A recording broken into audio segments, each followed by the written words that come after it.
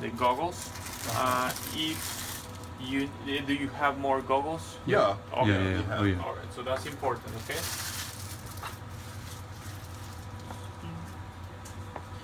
The bio ink. So here's a few cartridges. Also, this one's 50 ml, so that you can practice a lot. What is this? This is a propylene glycol. Okay, so these ones we can already start playing with these ones. To refill the other cartridges, you will need this adapter, the lure lock adapter. You disconnect the caps. You plug this, attach this to the cartridge, and then just attach this to the syringe. Then just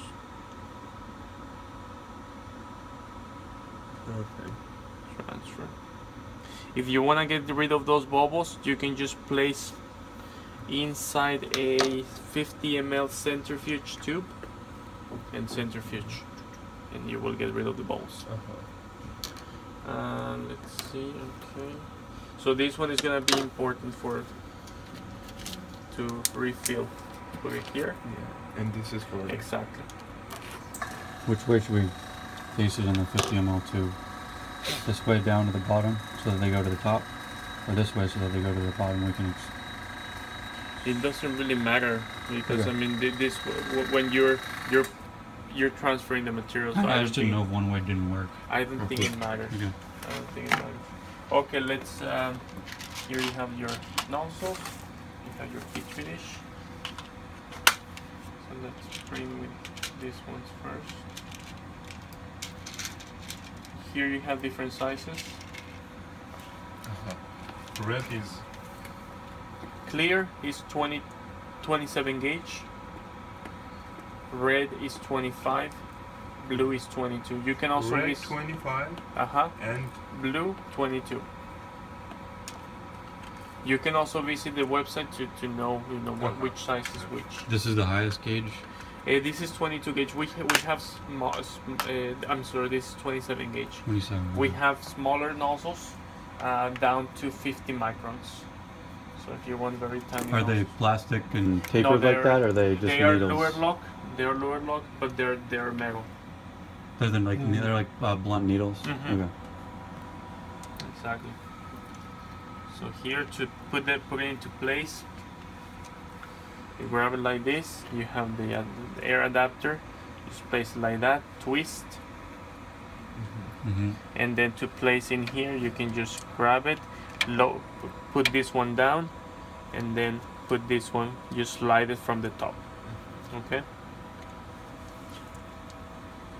Slide it from the top, and let's see. It will go all the way to the bottom, and then you can just use this one for fastening. Okay, so when you are printing, you should at least put one printhead in place.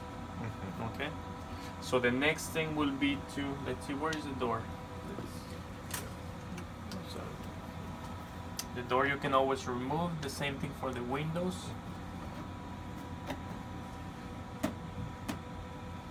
So if you're not printing with the sterile environment, you can just remove this one, remove the doors, remove the windows.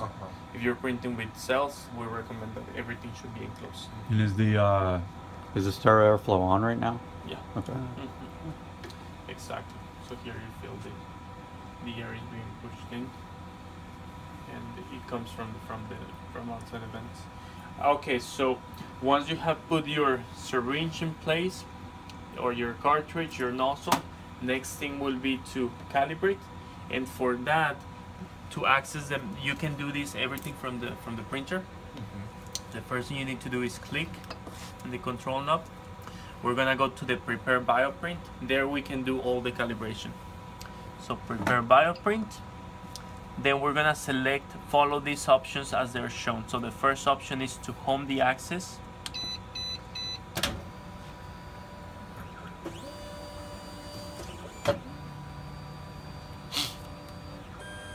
So now it's calibrating the length of the nozzle.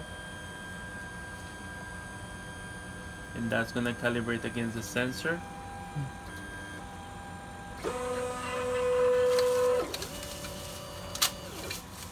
Question: how does it know that there isn't a cartridge in the second printhead? How does it know? Yeah, because it didn't bring the second printhead down to test It that. always calibrates against the first printhead. Okay. It always calibrates against the So it first. doesn't need the second one? No. What are their different lengths? Yeah. When you are printing with the dual printhead, you have to make sure that they are exactly the same length. So if they're not, then usually these ones they have a small variation, let's say 0.1 millimeters. So for that, I'm gonna show you how to calibrate for that. Okay. But for now, we start with one. Okay. We start with one, then your petri dish, put it into place. Next thing we need to select calibrate for the nozzle. I'm sorry, calibrate for the printing surface. Okay. So the next step is to move the Z. Select move Z, and then you're gonna raise the bed until the nozzle touches the printing surface. So you can see. Can you start seeing the reflection of the nozzle? Mm-hmm. If you look from the side, you can see the reflection of the nozzle. Yeah, I as see well. it. Yep. Okay, so now we need to calibrate against that surface. So now we press, and then we're gonna select calibrate C. That's to let the printer know this is where we want to start printing. This is my 0 position. Okay. Up until this point, we're good. Mm-hmm. We're just following the steps as they're listed here. So first we did the home axis, then we moved the C, and then we calibrated the C. Okay. Next thing, we need to set the pressure. So the first thing will be this is the pressure for printhead 1, pressure regulator, printhead 1, and pressure regulator for printhead 2. First thing, this way is to put to reduce the pressure, and I'm gonna go all the way to the 0 position. Same thing for the second one. You can see a lowering. First, next thing will be to calibrate the sensors. You see that I have it all the way down, and this is a non-zero value. We need to tear this. So to calibrate for the sensor you press on the gray buttons, both of them simultaneously, for 3 seconds until it blanks, and it will tear. You do the same thing for the other one. This is very important step because you want to make sure that you have an accurate pressure. Next thing, you have calibrated, so now we can set the pressure. And in this case, I know that my printing pressure is 55 kilopascals because I know the material, I know the nozzle. So here, for example, when I select turn on pH1, the ink, this is the type of flow that I want. If I didn't know the printing pressure, then I will just start with a 0, turn on pH1, and then just start increasing slowly until I get an even pressure.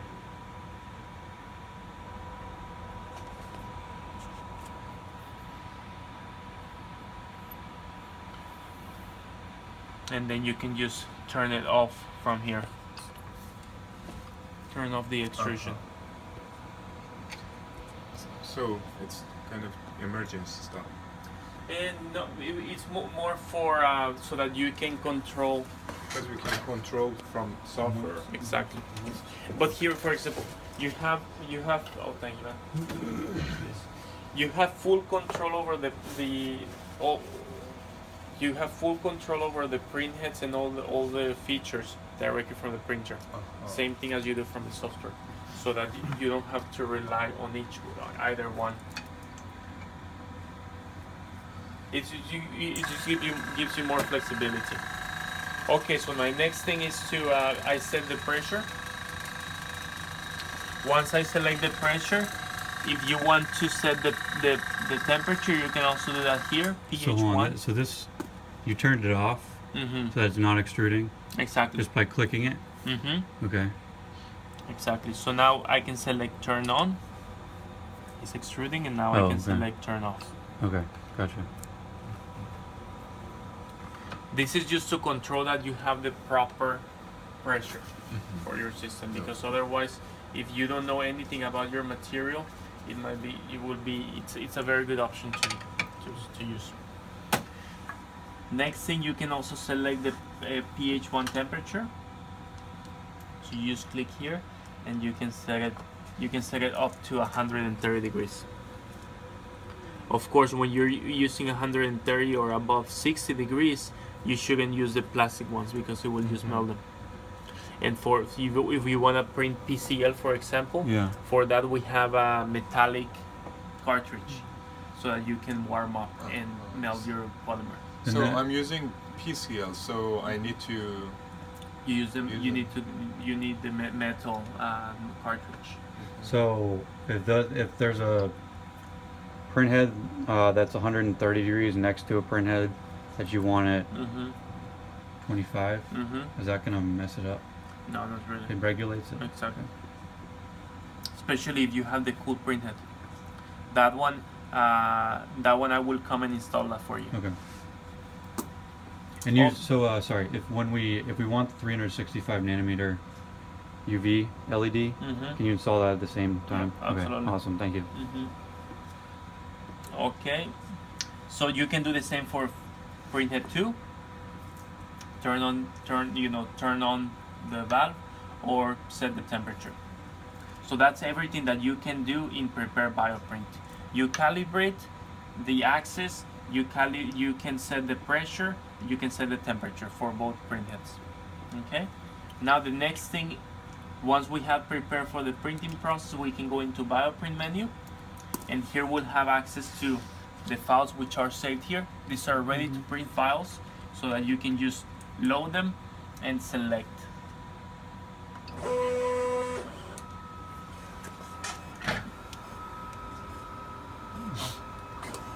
It's a very nice speed.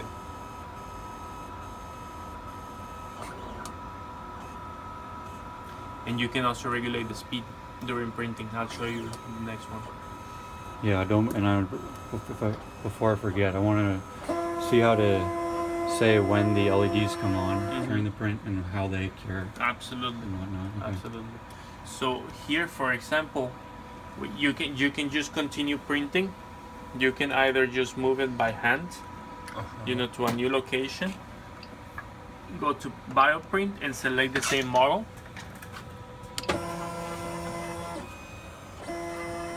And look, I can regulate the speed during the, it's not printing the first layer because it's too close. Look, I can increase the speed here just by turning the knob.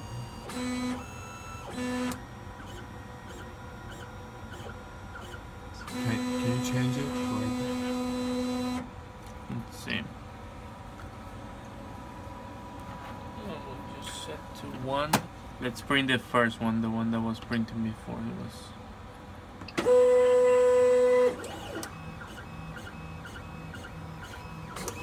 And that's because we have here 200%, or we can take it down to 100%. And what that means is that when you set your speed in the software, you can just, if you want to fine tune it here, you can just regulate it here. So here 100% will be of what's written in your G code, but then you can always increase it or decrease it down to 10% or double it to 200%. And that's for fine tuning, finding the printing parameters for your bioink or experiment. Okay, so let's do a longer print. So, Hector, I have a question. The zero position is always the thing that we just manually, whenever, Exactly. we put it, okay. And that's important because if you're printing in a glass, let's say you're printing in a glass slide or you're printing in a plastic petri dish, they have a different thickness, right? So you want to make sure that you calibrate against your printing substrate. That's very important. So now if I change to another substrate and if I started printing, it will not be printing on the same layer. It might be a failed print. But since I'm printing directly on the same on the same substrate, then I can just continue printing. So let's see, let's print something that is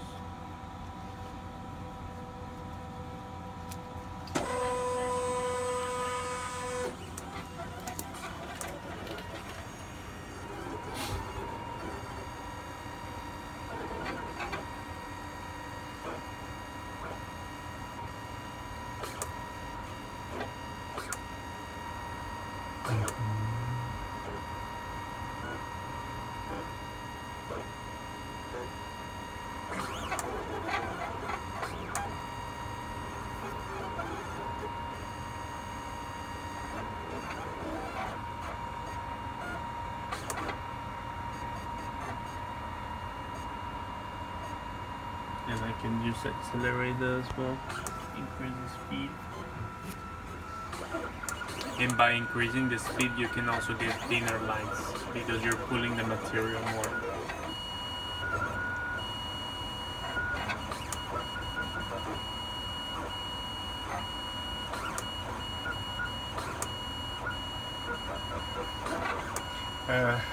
Another question. When it prints, the software, can we have a live observation on the software, the exact thing?